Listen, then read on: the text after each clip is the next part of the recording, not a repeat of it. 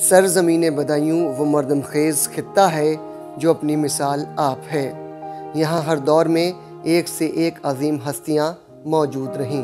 इसका ताल्लुक़ ऐसे मर्दान खुदा, उलमा इकराम, मौरख़ीन बेबाक और उन अदबा व शोरा से रहा है जो इस सरज़मीन में पैदा हुए या यहाँ की कशिश ने दूर दराज से बदायूं खींच बुलाया। ये सरज़मीन हिंदू राजाओं, मुस्लिम सलातीन, गवर्नर और नाज़िम साहिबान की मरकज़ रही है। इसी सरज़मीन पर जामा मस्जिद शमसी अपनी शानदार इमारत की बिना पर मशहूर है। जिस ज़माने में मस्जिद शमसी की बुनियाद पड़ी, उस ज़माने में सैकड़ों उलमा साहिब कमाल अरब व अजम, ईरान, यमन, हिजाज से आकर यहाँ इकामत पजीर हुए। इसी ज़माने से बदायूं को क़ुब्ततुल इस्लाम होने का फ़ख्र भी हासिल है। सुल्तान शमसुद्दीन दिल्ली के तख्त पर फ़र्श होने से कबल बदायूं के गवर्नर थे, जिन्होंने अपने अहद गवर्नरी में इस अज़ीमुशान मस्जिद की बुनियाद डाली, जिसको शुमाली हिंद में सबसे पहली मायानाज़ मुस्लिम यादगार होने का फ़ख्र हासिल है। मैं इस वक्त हूँ भारत की सबसे बड़ी रियासत उत्तर प्रदेश के ज़िला बदायूं में।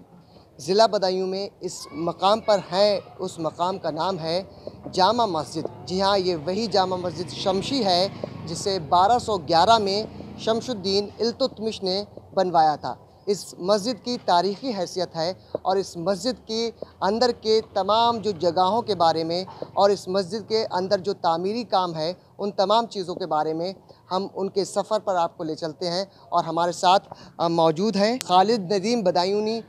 ये साहब हमें लेकर चलेंगे जामा मस्जिद बदायूं के तारीख़ी सफ़र पर। तो सबसे पहले खालिद साहब, आपका बहुत बहुत इस्तकबाल है ईटी भारत उर्दू में। जी बताएं खालिद साहब, ये बताइए कि जामा मस्जिद की जहाँ पर हम खड़े हुए हैं, ये सबसे अहम दरवाज़ा है, पहला दरवाज़ा है। यहाँ से शुरुआत करते हैं, फिर हम आगे चलते हैं। ये पश्चिमी दरवाज़ा है और शमसुद्दीन अल्तमश ने इसको 1211 ईस्वी में इसको तामीर कराया था। शमसुद्दीन अल्तमश जब शुरू में बादशाह बने तो सबसे पहला काम उनका यही था। और इसकी सबसे बड़ी खूबी की बात यह है कि हज़रत निज़ामुद्दीन औलिया के वालिद बुज़ुर्गवार सैयद अहमद साहब, जो सागरताल पर उनकी मज़ार है और उस मज़ार पर जलवाबार हैं, और वो तो मज़ार मरजए खलाइक है और उनकी सबसे पहली इमामत यहाँ हुई है। 12 रबीउल अव्वल को जब जुलूस निकलता है रबीउल अव्वल के ताल्लुक़ से, तो यहाँ मिंबर पर खड़े होकर इमाम साहब और यहाँ के सज्जादा नशीन खानकाए आलिया कादरिया के यहाँ से खिताब फरमाते हैं और जुलूस का आगाज़ फरमाते हैं। यहाँ से आगाज़ होता है, परचम कुशाई होती है और उसके बाद जुलूस का आगाज़ हो जाता है और 1:30 बजे के करीब जुलूस का एंड होता है और उसके बाद में नमाज या ज़ोहर अदा की जाती है। ये आप इसमें मेरा इमाम साहब खड़े होते हैं और यहाँ इमाम साहब खुतबा देते हैं और जुमे का खुतबा, ईद का खुतबा, बकरा ईद का खुतबा यहीं से होता है। या इमाम साहब या कोई मुकर्रिर खानकाए आलिया कादरिया से जो भी मुंतखब किए जाते हैं वो आते हैं और वो तकरीर फरमाते हैं। ये मेन मेंबर है, पश्चिमी हिस्सा है। तो ये पहले कच्चे मज़ार बने हुए थे, उसके बाद फर्श के बाद ये पत्थर लगा दिया गया निशानी के। हाँ, ये जो शमसुद्दीन अल्तमश बादशाह ने जब किला फतेह किया था, उस वक्त फतह करने के बाद जो बुज़ुर्ग शहीद हुए थे उनको यहीं दफन कर दिया गया था।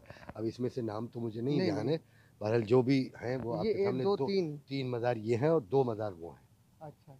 2 मज़ार वो पत्थर रखा हुआ है। इसके ऊपर छतरी भी थी, लेकिन ज़रूरत के मुताबिक उस छतरी को काट दिया गया, बंद कर दिया गया।